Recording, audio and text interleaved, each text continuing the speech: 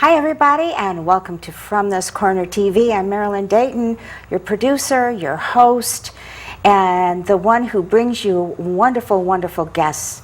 We're here for several reasons. We're here to educate you, entertain you, and really give you an interesting show. And so we've got a very good one, as always.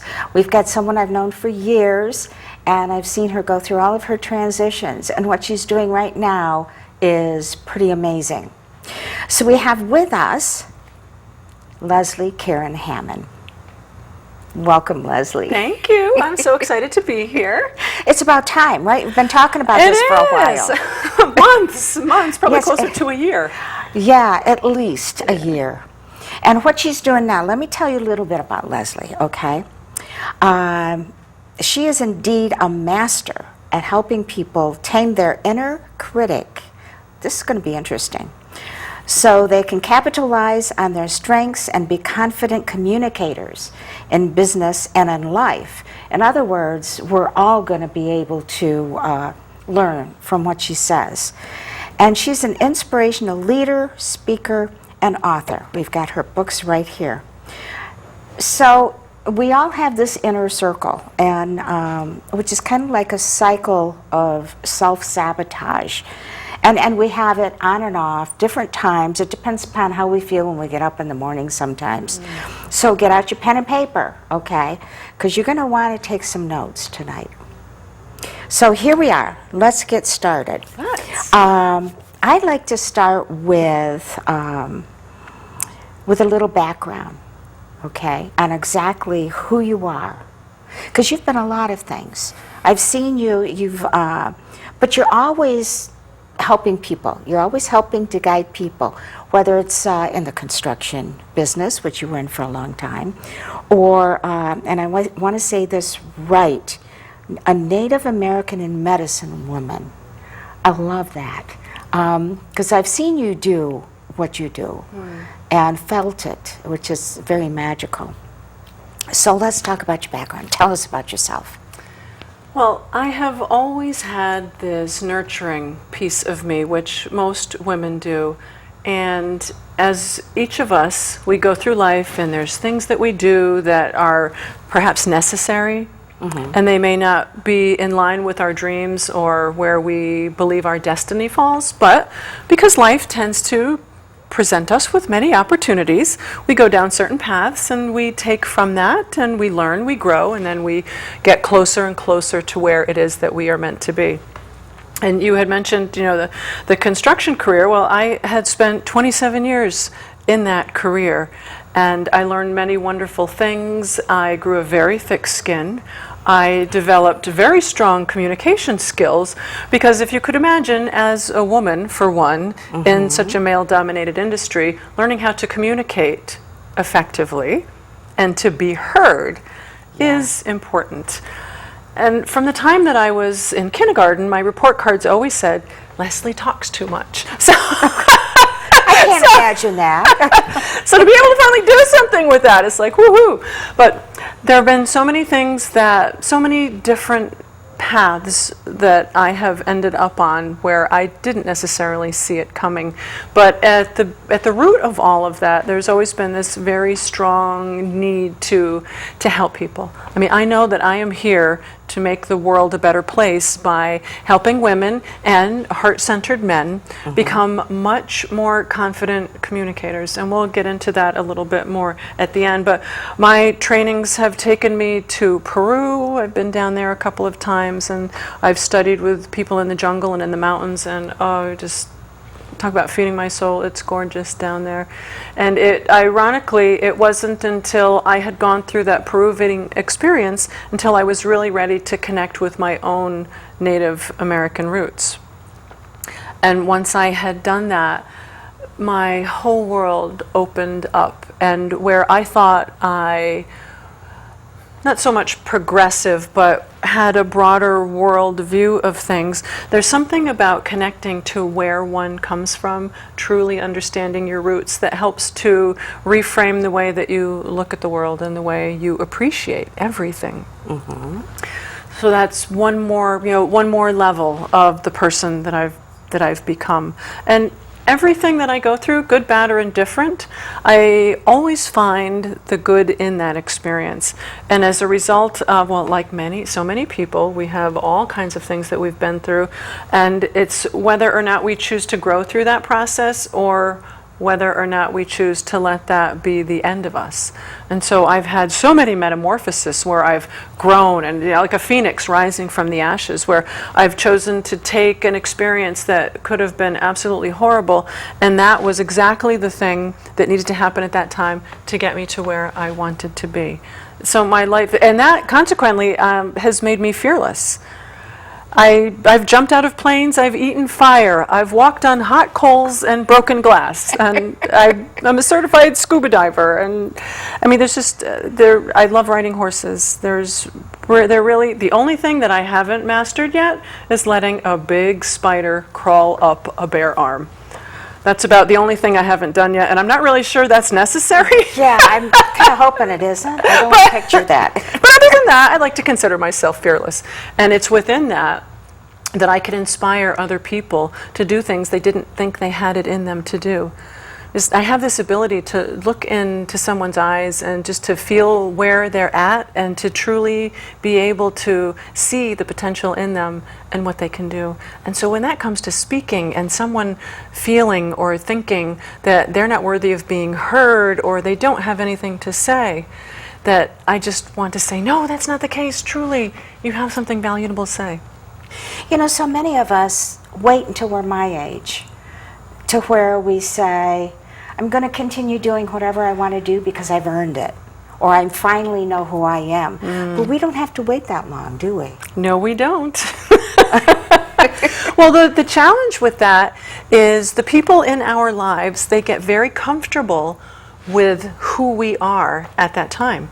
And you, as well as anyone, knows that as we go through transitions in life, they're painful for us. I mean, they don't call it, giving birth for nothing. Sure. So we're constantly going through this process. Well, the thing that a lot of people don't consider is that it's not just us that's going through that process. You have, loved ones and friends that are also the observers of you going through this transition.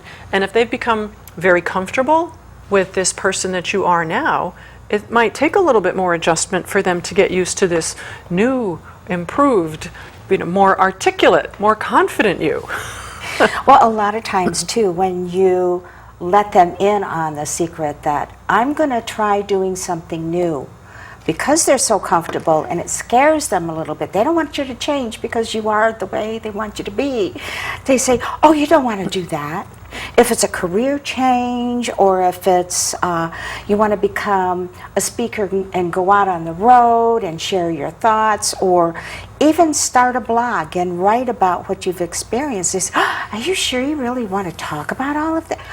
And it's disguised as them being protective of you, or of them helping you. They don't want you to get hurt, and they're coming from a place of fear for you.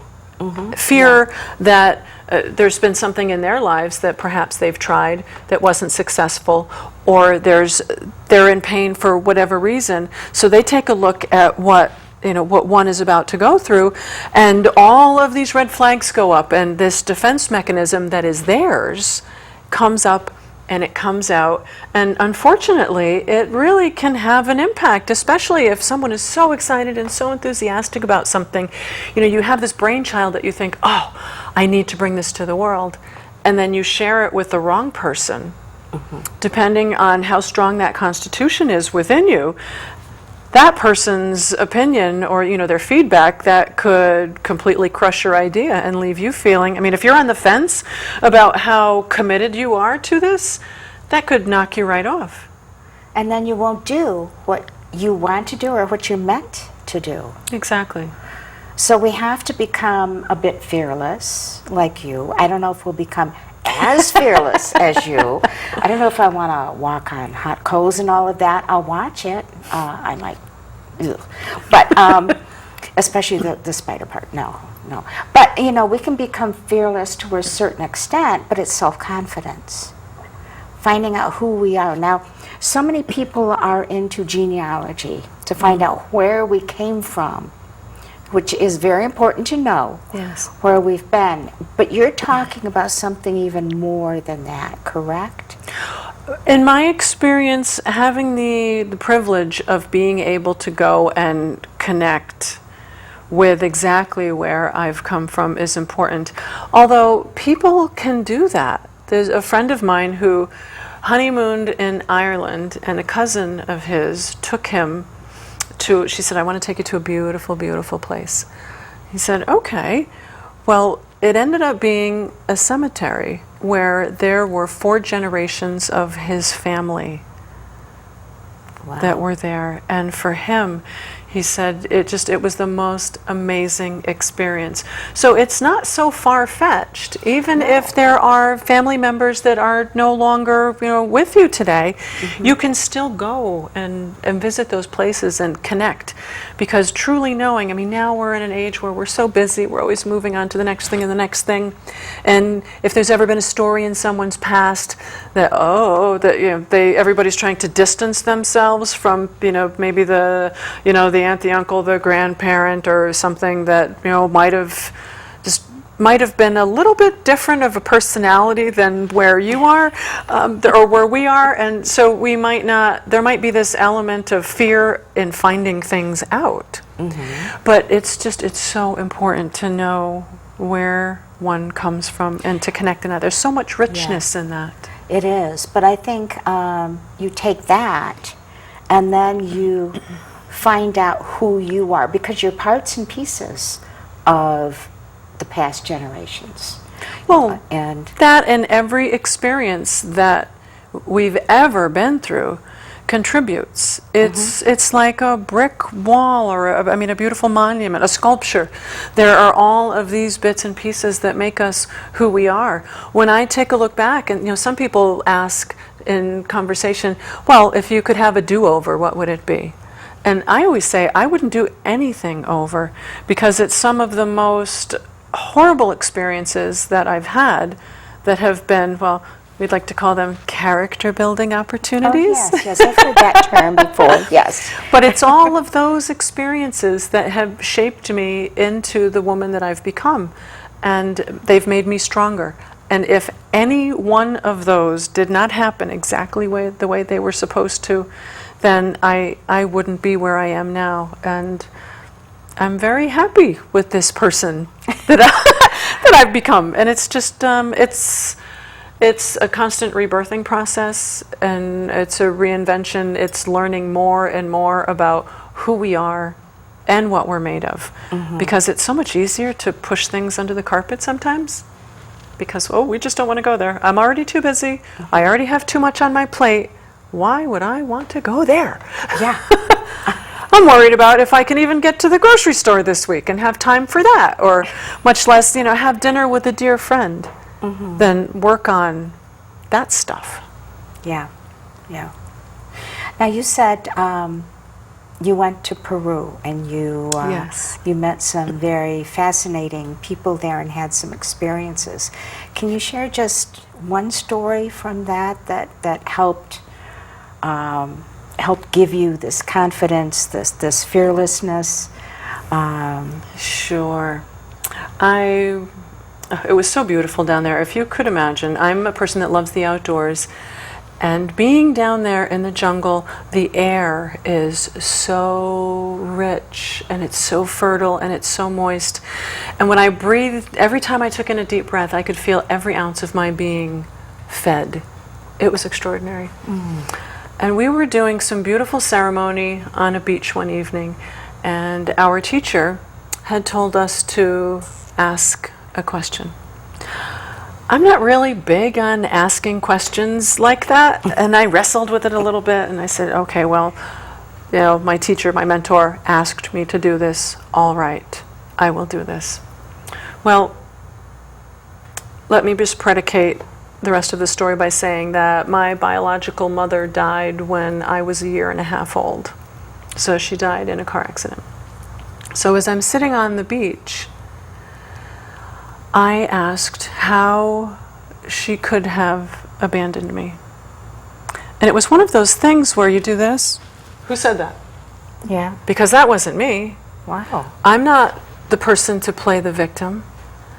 And in that very moment when I asked that question, she was everywhere. She was in the sand below me. She was in the blanket I was sitting on. She was in my bundle of healing stones.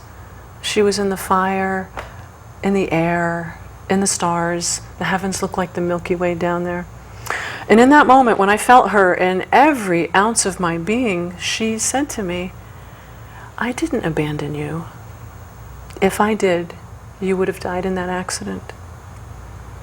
And it was at that moment I felt this enormous responsibility to do the work I am meant to do while I'm here. That my life was spared so that I can help people.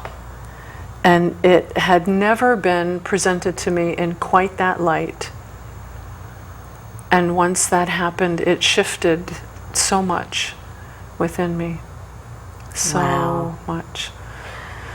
So that was that little girl inside you that maybe had that little question and carried it with you and you didn't realize it? Well, one of the Maybe. things that most of us don't realize is that we have abandonment things that go back pretty far. And it's not something people will come out and readily say, oh, I have abandonment issues. Of course, nobody's going to say that. Yeah, But, of course not. you know, it might come up after a bottle of wine or something. Half a dozen martinis, but still might not.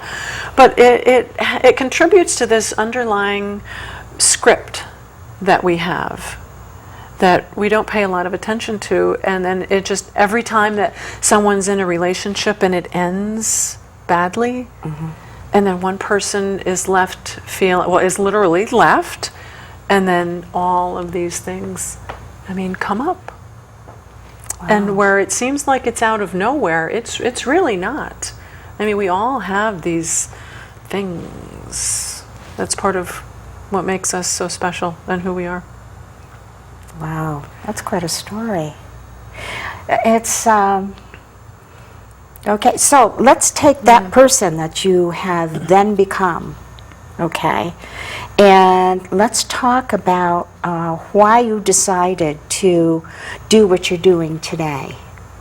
Well, I'd mentioned there were a lot of trials and tribulations and character building opportunities, and one of those was an 18-year marriage to an alcoholic that gifted me the most wonderful son. He's extraordinary. Well, in the process of going through that courtship and that marriage, I went from this fiercely independent young woman to someone who lost her voice.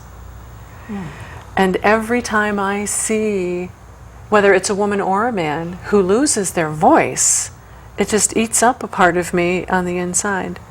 Because everyone is worthy of being heard. I don't care who you are. I don't care what you have to say. It's like having the right to breathe. Everyone has the right to be heard. And Stephen Covey had said that when you truly listen to someone, it's like giving them the equivalent of psychological air.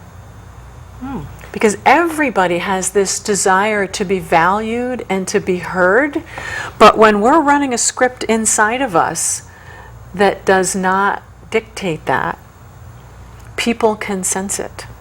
And therefore, when we communicate, we don't get the responses that we'd like, because we'll call it the vibe.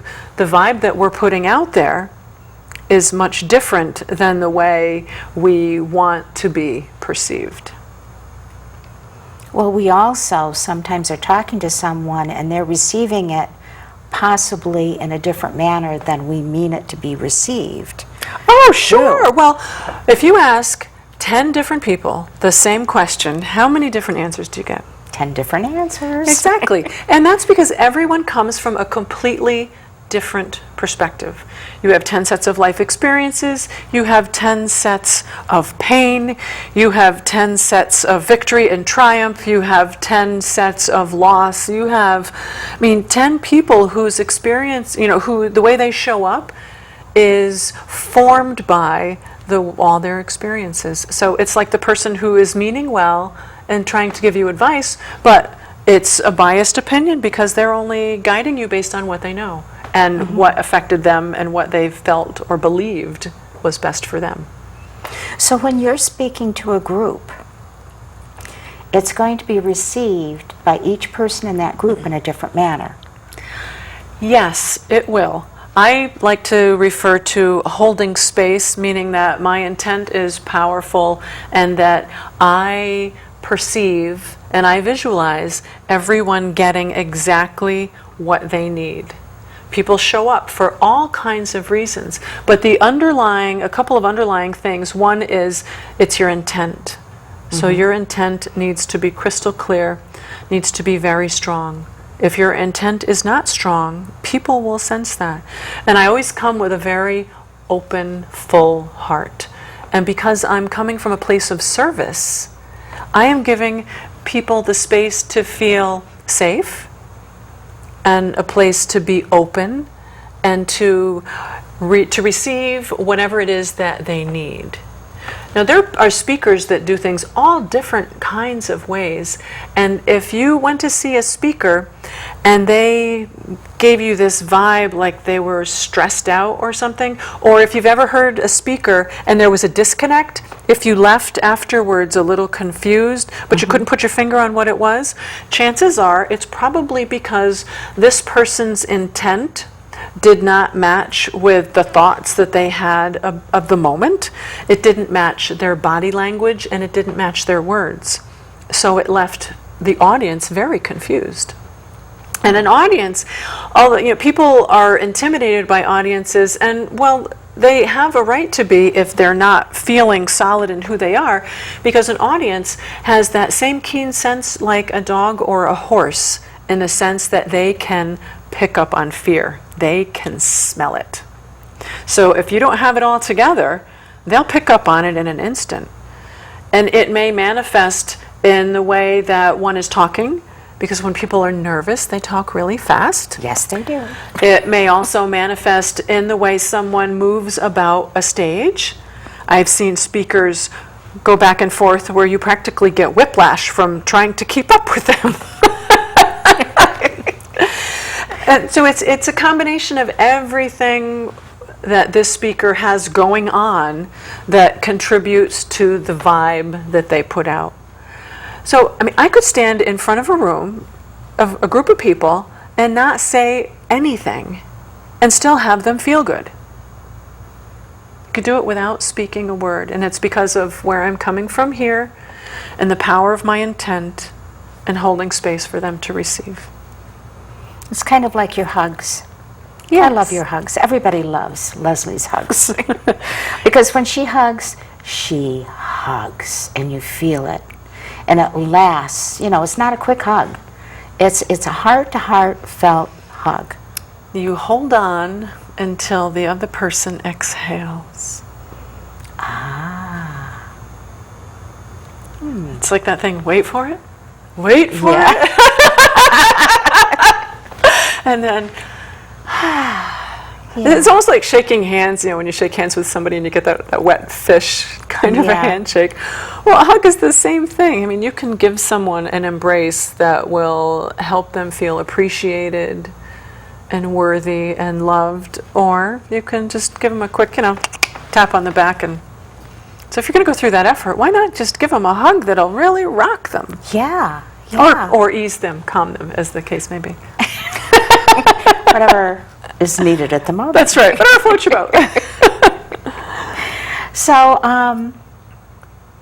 So you have been going through these different transitions and different careers, and you're in a place now. I'm home.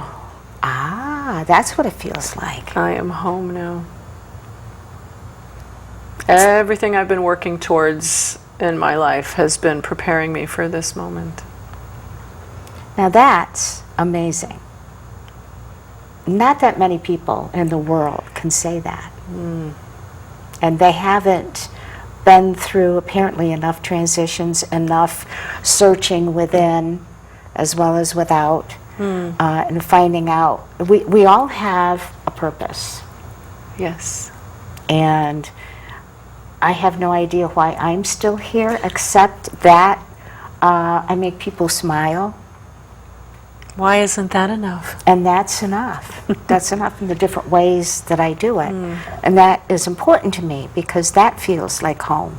Well, and look at the great guests that you bring and the messages that you get out into the world that may not otherwise get out there. That's true. That's true. And we have a lot of people that watch our show from all over the world, actually, even though it's a locally produced show. And that's the best kind because we have the messages that people want to hear, that they need to hear. See, you're a messenger. I am. I'm a messenger. There you go. And each time I have someone come on the show, and I'm very selective about who we do have on the show, because I want that message to be there. I want the viewers to feel that message and receive that message. And whenever we do the show, I say we have an hour, and it's your show.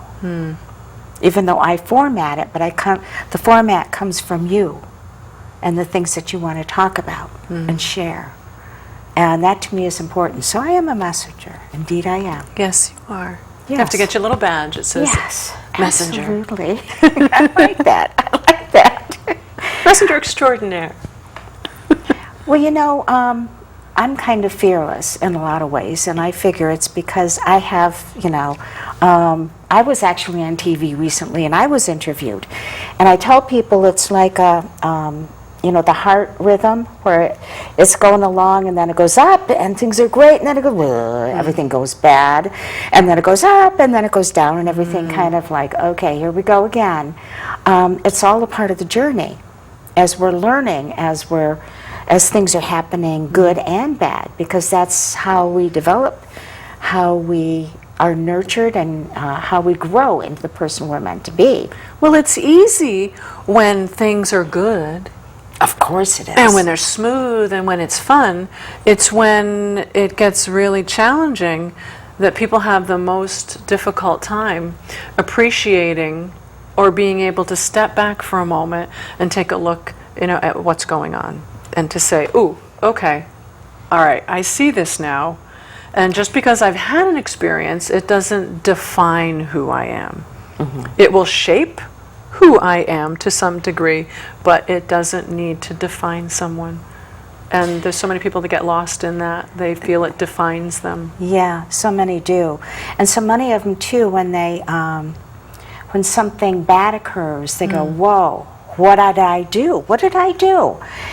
And what it is, it may be what you haven't done. And it needs to call your attention to the fact that you need to stop and pause a minute and reflect and say, whoa, okay, is this a test? What am I supposed to do? Let me think about this. And then you kind of pause and reflect, because we all have to do that from time to time. Some women, they say, well, I'm an unfinished woman. That's a term that a lot of us have heard. And it's true, we're continually evolving because of the people that we meet and how they influence us and the people we influence. It all kind of changes the picture. And so we just continue on, and we're continually evolving. And yeah, we're not finished until it's over. Well, and it's that ability to continually evolve that helps us to find happiness. Because if we fight it, then we'll be absolutely miserable. And there's enough things going on in the world that could make someone miserable. Yeah, listening to the news. Exactly. It could. Well, this is a good point for us to take a little break. Sure. And we will just take a couple of minutes, and we will be back and more with Leslie. So stay tuned. Can you help me with this? My new dad teaches me all kinds of stuff. Sure. He helps me with homework. That would be 3.6795. Thanks. Yep. He helps me with my decision making. I wouldn't use this one. Ever. And he's even teaching me how to drive. And that's why cars have bumpers. I'm learning so much. You don't have to be perfect to be a perfect parent. Thousands of kids in foster care will take you just as you are. When some people struggle with their mortgage payments, they become frozen, petrified. Not knowing what to do, they do nothing. But the people who take action are far more likely to get the most positive outcome. Making home affordable is a free government program. Call now to talk one-on-one with a housing expert about the options that are right for you. Real help, real answers, right now.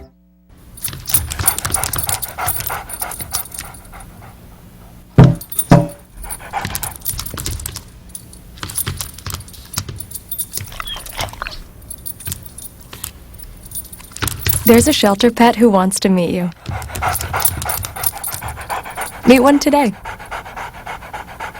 Visit theshelterpetproject.org. Adopt.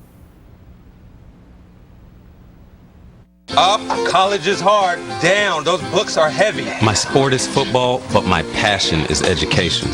Right up here. So every year I take promising high schoolers on a college tour Lights there, darts there. to show them that higher education means a brighter future. My name is Nnamdi Asamoah. I don't just wear the shirt, I live it. You can be a reader, tutor, or mentor too. Take the pledge at liveunited.org/volunteer. Do you wear this? And welcome back. I'm Marilyn Dayton, and this is From This Corner TV, and we are very privileged today to have Leslie Karen Hammond with us. And we've been talking about confidence and getting to know yourself and what you are meant to do, what feels like home to you. And finding that confidence and that direction that you want to go in.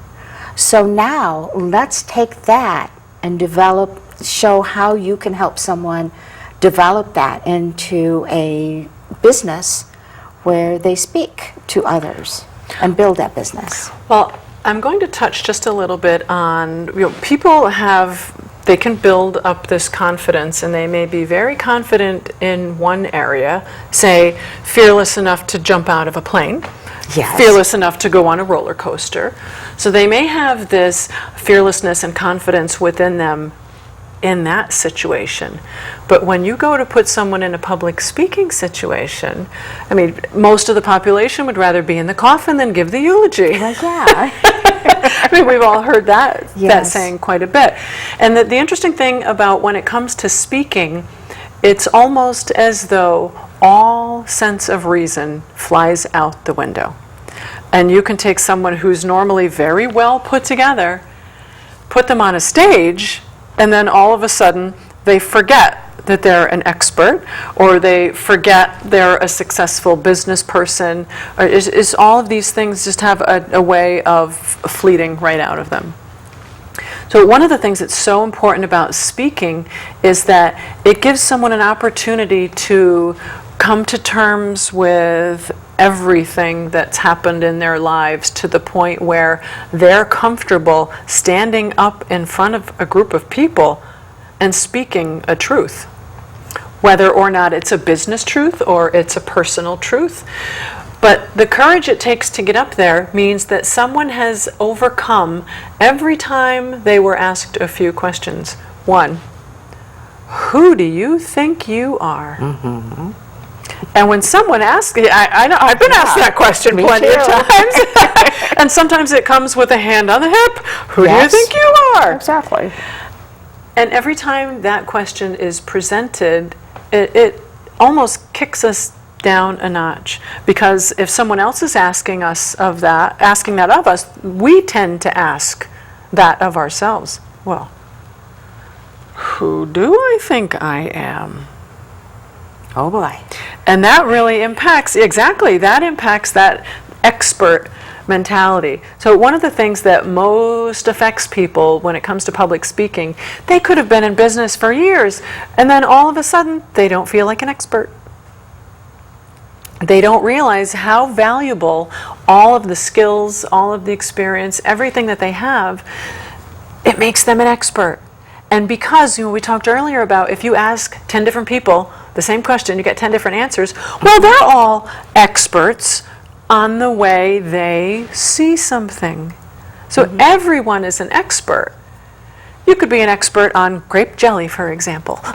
All right. I mean, it's a matter of how good you feel about what you're presenting and owning it. There are some people that all of a sudden they feel like someone won't want to hear what they have to say. I mean, we're talking people that have powerful messages that all of a sudden get into this mindset of, well, why would anyone want to hear my story? And I firmly believe that everyone has a story that will impact someone else. You never know if you could be saving a life because of a story that you tell, or if you could help someone make a decision that they've been on the fence about for years, but they just never had the courage because they never knew someone else went through what they're in the middle of. And to hear someone speak from a stage and refer to exactly what they're going through, I mean, just imagine the impact that that would have on people. So once people have that confidence and they think, okay, I'm ready to go out and speak now, well, that's the first part of it.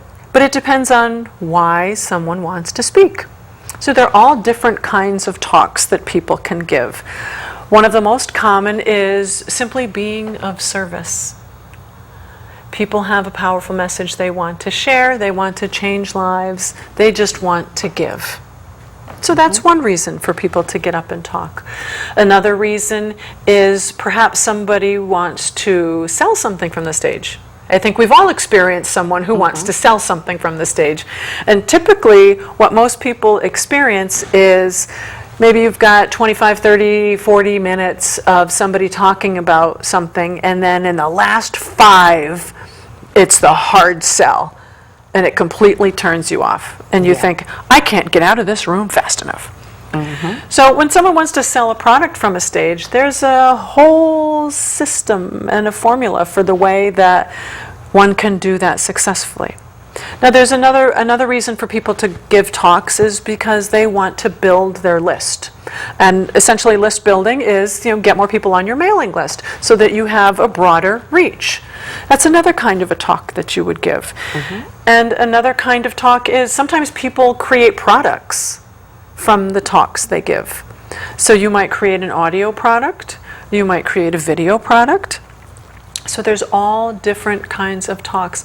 And one of the most important things that people don't consider when they have a talk, so say for example, if you have a new speaker who has, they've pinned the date down, so they've got the date for when they're going to talk, and they've written their talk, they've practiced their talk, they looked in the mirror and their tie's all straight or their dress is all fine, and then I wonder if they're really ready.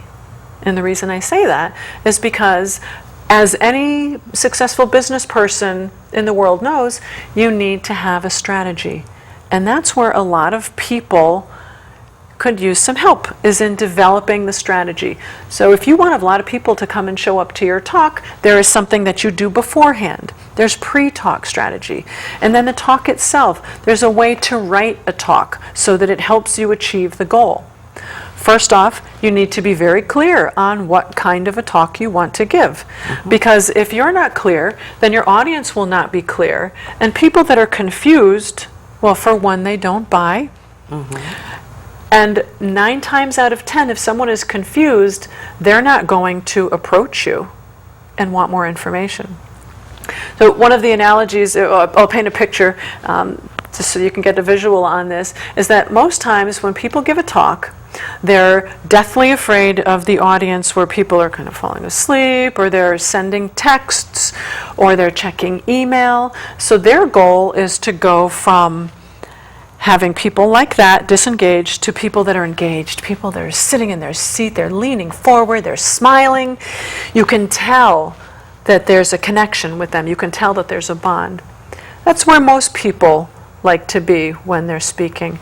And what I challenge business owners to do is take that to the next level. When you give a talk, imagine people running to the back of the room because they want what you have, or they want to sign up to talk to you because what you shared with them was so impactful and it was so meaningful, they want more. That's what we all want. Exactly. And I mean, holding that visual of people running to the back of the room is, I mean, it's extraordinary, because so many times when people get up and they give talks, they give too much information. And people can only ingest so much information. True. But they give so much information that everyone in the audience, they feel satisfied. They feel, I can't take all of that right, in. overwhelmed. Yeah. And then they walk away and they may not apply anything, or they may feel so good that they don't need you for your services because you've answered all their questions and you fixed their problem. And that's one of the things that a lot of people don't consider when giving talks is just giving way too much information. And there's all kinds of techniques on how you talk to people, because there are different learning styles, and it's how do you appeal to each of these different learning styles. So I'll tell you a little trick, and this makes a great party thing too, if you ever want to do this. So you know that there are basically 3 different kinds of learning styles. So you have people that are visual, you have people that are auditory, and you have people that are kinesthetic. And one of the challenges that a lot of people, and even some trainers have, and some coaches, is they don't know how to figure out what kind of person someone is. So here's a little trick. This is what you'll have fun with at parties. So you ask someone about a childhood memory. So say, for example, tell me about your favorite Halloween costume. Okay. Oh, do you want me to Yes. answer? Yeah. Oh, okay. I was a little girl from Holland, and I had actual sabot, I guess you call them, the shoes, the wooden shoes, and my mother had made this costume for me. And I felt very special because I really looked the part, and I was from a different country. Well, you are part visual and kinesthetic. Yes, I am. And I'll tell you how I figured that out. One is, when I ask the question, your eyes looked up slightly. Oh, okay. That means you're visual. And then you got to talking about, you moved your body to tell the story, and you talked about how you felt. So when you ask someone about, or to recall a memory, you watch what they do. Watch their eyes in particular. So if their eyes go up, they're visual. If their eyes go from side to side, they're auditory. And if their eyes go down, they're kinesthetic. Wow. Did you write that down? Okay. So have fun with that the next time you go absolutely. somewhere. Work it into a party, your next party, because That's that right. is fascinating. And then they can write in, and they can make comments on your on the video about how that worked out for them. Yes, exactly. Let us know. That's right. We'd like to know. Yes, we do want to know. That's interesting. And I when I learn every way imaginable. I have to write it down. I have to see it. I have to hear it in order for it to stick. So I think that applies to everything I do. Well, we all have many components and combinations of these learning styles, and that writing part it contributes both to the visual component of learning and the kinesthetic. Right. So it's helping you to process as well as seeing what it is that you're writing. Mm-hmm. I know my granddaughter the other day, she said, why do I have to go through this process in order for me to learn something? And I said, well, honey, your mom's like that and your Grammy's like that. So, hey, it is what it is. You can so thank me deal now. with it. Yes. You're welcome. So now how do you help someone? Let's say one of our viewers is saying, okay, she's making a lot of sense, and what I want to do is, I want to speak, but what I want to do is what a lot of people are doing too. I want to make little video snippets that kind of introduce people and prepare people for coming to see me speak. So I give a little bit here, a little bit here, a little bit here. How can you help me with that? If you were to make a video, no more than, but keep it less than 200 words if you can. And this way it'll be less than 2 minutes long. You introduce yourself, you let people know what it is that you're there to share with them. You give them a really quick teaching tip, you reinforce it, then you let them know how they can get in touch with you. Okay. Very simple. Very simple. Because, as you had said, when some people are in audiences and they hear a person speak, it can be so overwhelming because they take in so much information. Well, in today's day and age, the average attention span of most people surfing the internet, 9 seconds. So if you don't capture them in the first 9 seconds, they're gone. Yes, absolutely. Keep that in mind. Write that down too. But there's several ways that you can help. For instance, a person can go to your website, like I did, and download your 3 secrets to building your confidence. Yes. Because basically, the foundation of what you are going to do is you have to have that confidence. Well, you do, and there are many different ways that I help people, but I found the most successful ways are when you go through this component to either reinforce the confidence that they have, and in some cases it takes a lot of building. There may be reconstructing of a foundation, so to speak, because they just don't feel like they're really steady. And then once we get through that piece, then there's the whole component of going through talk strategy. So writing, there's the pre-strategy, there's the strategy of the talk itself, and helping you to craft something where you can communicate in such a way that people will be very intently listening to you, and you won't be giving away too much information, and at the end they're going to want to know more. Exactly. And then the post-talk strategy, and and the follow-up, and how you keep people engaged thereafter. So it's a whole process. It is a whole process, and that's how you help people. Yes. And you can do this if someone is watching us from California or Georgia. That's correct. You can do this over Skype. Yes. Lots of phone calls and yes, and internet conversations. Because it's I don't know, is it a small world or is it a large world now? I can't remember which way it is. Small. Very small, because we can communicate. Like my son lives and works in Japan, so Skype is a good way to communicate. He's going to bed as I'm getting up, and he stays up till 1 or 2 o'clock in the morning. I don't know how he does it. He's younger, of course, but a gift of youth. Yes, absolutely. For now, so a quick talk on Skype is a nice way to go. But there's just so many different ways to communicate today, and not have to be in the same room. Correct. Which is very interesting. Now,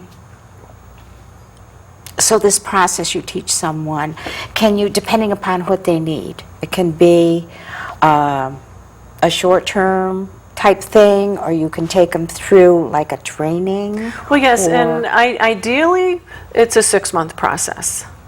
So in a perfect world, that's what it is. If someone was in a situation where they didn't have 6 months, well, we would talk about exactly what they needed and how we could make that fit into the time frame that we had. But when it comes to that confidence piece, I always tell people, well, look at how long it took you to get where you are. Right. These kinds of things, they don't happen overnight. They do happen. And every so often, people have these life-changing epiphanies where they're able to make significant change on the turn of a dime. But most times when that happens, it's not very pleasant. It's considerably, it's usually a life-threatening type of a thing that happens. So most times, people need time to process. Just like when someone quits smoking, it takes time for that to get out of your system, and it takes time for you to find that balance again.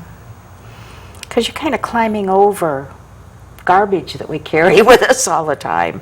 That that self-sabotage pile, that we find here as we're trying to go there, or we're trying to go over here, and there's this pile of that stuff.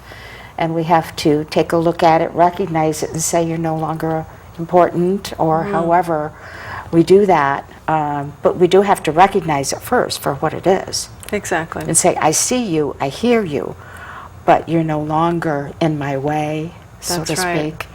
Yeah, that does not happen overnight. No. That's for sure. I know I've been over quite a few piles in my life. That's that point where I came back down and had to kind of scramble and go, oh boy, now what do I do?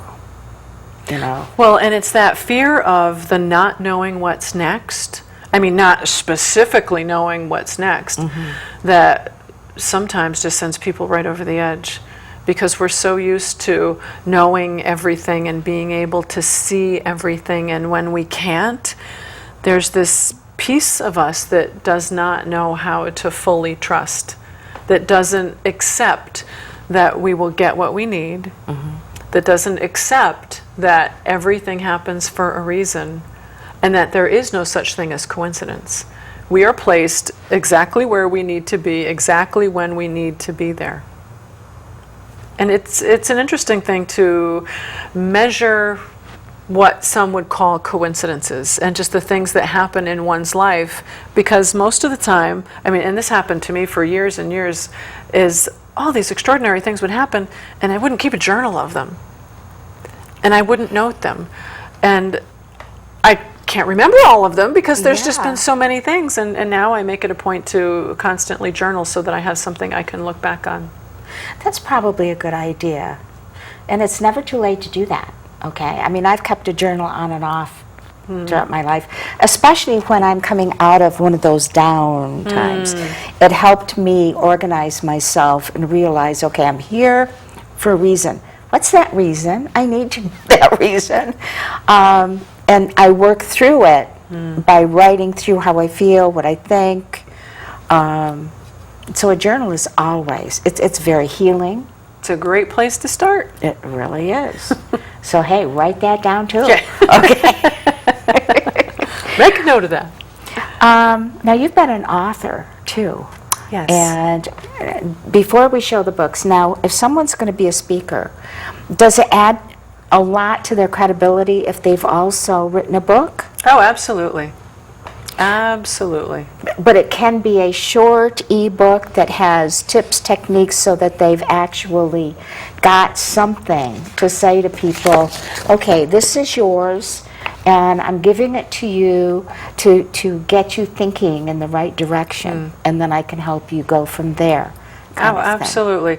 You can write a book or do a publication of any size. The important thing is have a very specific goal in mind, just like with a talk, for what the intent of this is. You know, what do you want to accomplish? Who are you trying to reach? What is the transformation that you're offering? So all very key points in what you write. Absolutely. And let's show your books. Now this is the first one? First one, yes. This is the first one, and Correct. I have this. And it's Tap Your Source, which is a very interesting book that makes you think about those major transitions in life.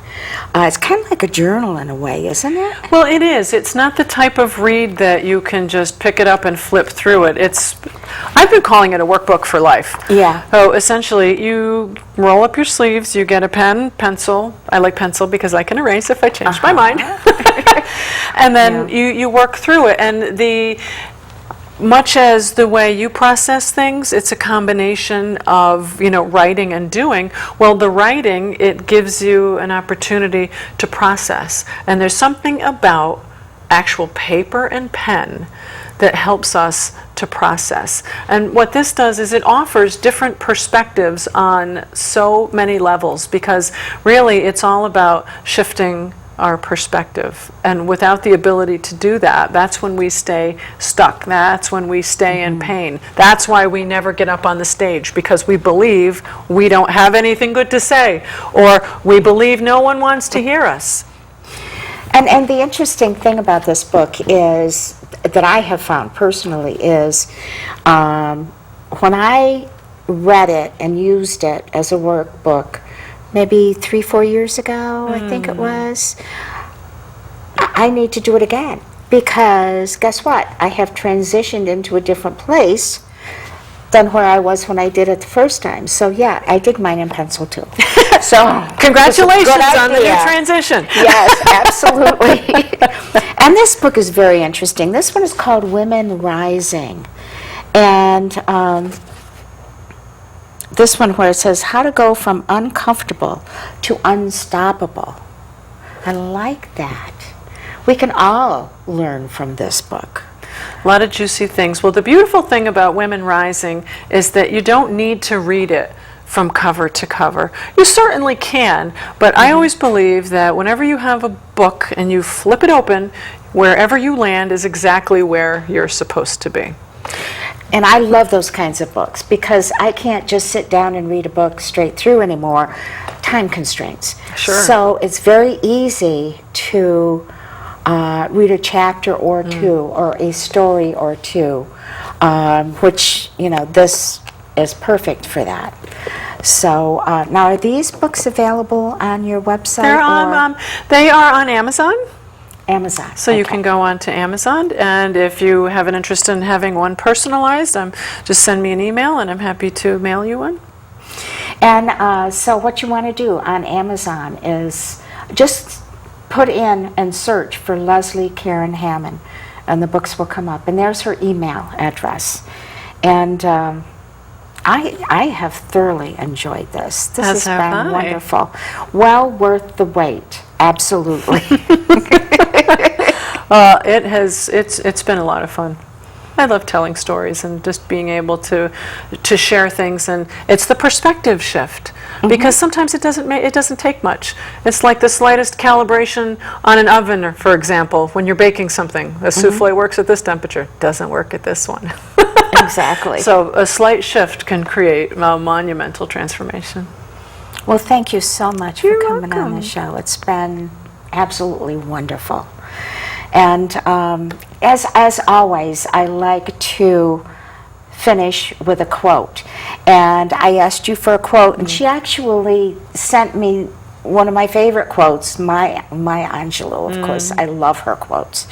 And so this is a repeat, okay? But that's okay. It's worth hearing again. It's good stuff. Absolutely good stuff. And here's what it is.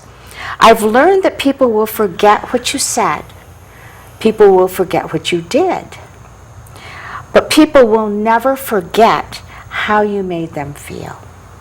And that is just so true. Like we were talking about, when you're speaking to people, they may not remember everything you said. But at the end, it's how they feel. Exactly. And that's the focus. That's what you want when you're speaking. And we've got another minute. I want to ask you a question. Sure. If you're speaking to a group of people at your church, or a group of, it's kind of a women's group that you're a member of, that's quite a bit different than when you're speaking to business people, correct? Well, the key component is knowing your audience. So be clear on who your audience is, be clear on what it is that you want them to take away, so the transformation. And then once you know that, you can cater that to be whatever it needs to be. So you may be a little more relaxed in a women's group than you may be at a business group. And then even at church, you might find yourself in a slightly different feel than what you might otherwise be. So it really depends on the audience. And then what the goal is to match where your audience is, so that you're giving them the space to feel comfortable. Because when you're comfortable, they're comfortable. Absolutely. So that's what you need to remember. Okay? So thank you all for joining us. This has been, I knew it was going to be good. This has been a great show. And I look forward to our next one. So please come back and join us on our next show. Thank you. Thanks, Marilyn.